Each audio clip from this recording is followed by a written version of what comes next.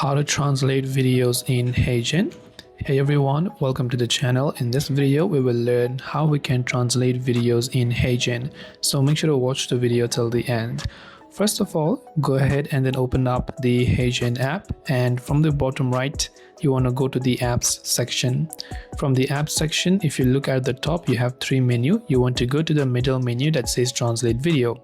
There are two types of video translation. One is you want to dub the entire video along with the lip sync, or you only want to dub the audio, which is called audio dubbing, and keep the video as it is. So whatever the case that you're trying to do is, let's say you want to do video dubbing, you can select that. You can choose to upload your video from your gallery, and you want to make sure to follow all these precautions to use a video with only one person. Choose a video that isn't blurry, and your video can be up to 30 minutes long.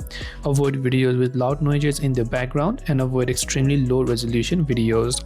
Once you have all this, you can just tap the start uploading button and you can translate your videos in that way. This way you can translate videos in HeyGen. Hope this video helped you out. If you have got any further questions, feel free to leave them down in the comments below. Thank you for watching and see you in the next video.